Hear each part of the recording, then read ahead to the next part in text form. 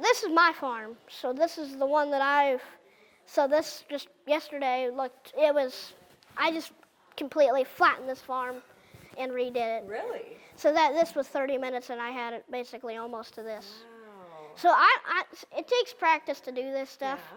Yeah. And my first farm was down on the floor, so I mean I got into the loose grass kind of when I got onto this display. So this is loose stuff. So Oh, okay. so it's been blended up. So that's the dirty version. This is the nice version because it'll get mixed with dirt, and then it's not so clean. But yeah. See, I hand built that stone wall. It's hand built.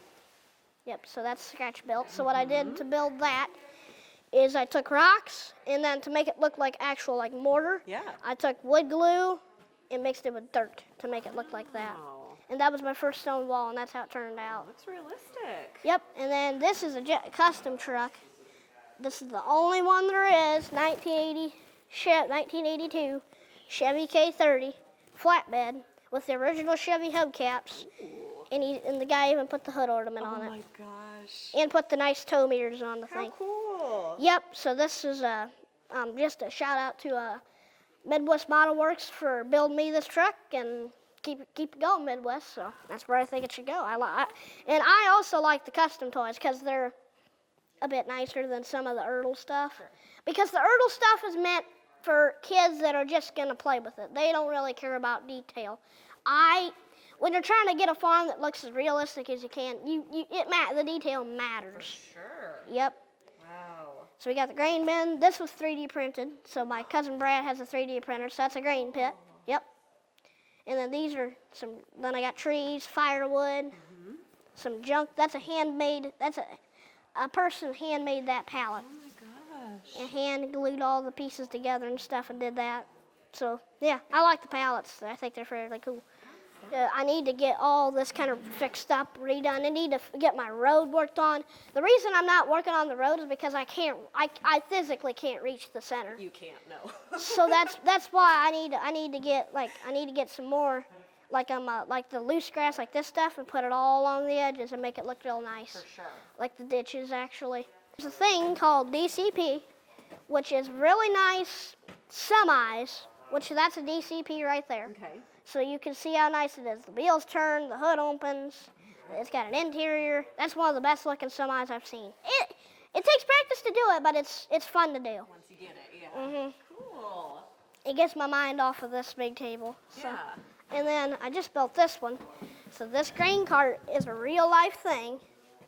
It's called the Walkabout Mother Bin. This will hold 4,000 bushels of corn, beans, wheat, anything. So this actually originally was made in Australia. So the real life one.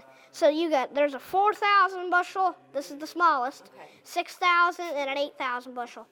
One grain truck's 1,200 bushels full. So this is 4 trucks right here. And that's tractor drawn. It only takes like 250 horse to run it. So I got like big bins like out west, and then I got the old Wallace Chalmers D21 on there. Then there's a farmer figure and Dodge truck right there. Just gonna probably come out and check the tires on the Walkabout Mother Bin. So the farmer's got like old bibs on, so he's probably like 60. He's like older, like he's getting kind of tired, like he's a big farmer. So the biggest toy tractor that I have is this tractor right here. This tractor is a real life tractor. In real life, this tractor has 1,100 horse. Oh my goodness, look at the wheels. This tractor's 25 foot wide, 27 foot long, and it's about 17 foot tall, I'm guessing. Have you seen it in person? No. No, it's out in Harv, Montana is where the tractor's at. Okay. So those tires are the world's largest ag tire to go on the thing. So those are new tires. The tractor was built in 1977. Wow. Yep.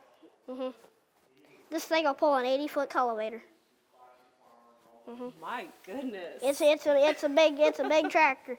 This is one of its littler brothers, an HN 320 Big Bud. This is the older ones. So this company started back in the 60s. This is probably a 70s tractor. Okay. So yeah, this is just for size comparison. Here's that tractor, there's that tractor. Quite a difference. I don't think I've ever seen a white tractor. Yeah, this tractor has got 16 pistons in it at a V. 16. It's got a Detroit in her. Yep. This is the little brother, just a little dinker. Just a little guy. Yep. That toy ain't cheap though. But yeah, and then I also got some shirts from them. And then I also, have you heard of Stiger? So Case IH, and so back in 80, let's see, 85 or 86. Okay, Stiger, if you're watching this, correct me on what year. It's either 85 or 86 when Stiger got bought out by Case IH Tenneco in 1985 or 86. So the guy that started it back in 1957 had started it. It had built the first tractor. It was named the Barney, is the name of the tractor, and that had no steering wheel, only levers to run it. Oh my God. And it's a four-wheel drive tractor. Wow. Actually, here's a newer Stiger, but here's one. So they're lime green. Yep, and then I have another one down on my farm too. I got a couple Stigers, just a couple. So yep, and then these are the old rims. These are the new rims. So the biggest tractor they'd ever built was, I think, either the Panther 1000 or the Tiger 1000 was the biggest, and that was built in 1986. So they were still building green while Stiger was, because guys had already ordered before Case IH and Stiger had merged. So they were still building some green tractors in the Case IH name. So those numbers had got changed over to like the 9180. So that's what came after the old girls, old Stigers. See, up all of them were four-wheel drive, and so that tractor, this tractor, something like this, or a smaller version of it, they would have used these out in California in the rice fields, because they would have little tractors on those big rice or sugar cane wagons. I was wrong. Sugar cane. In those little tractors, there's a DVD. I still have DVDs. I'm still back in the day. That's all good. Yep, so I still got some DVDs, but I have a DVD with the Stiger, and there's a little International. It's a little 706 pulling a big full wagon of sugar cane, gets himself stuck. Stiger, there's a big hitch on the front. Stiger pulls him, yanks him right out.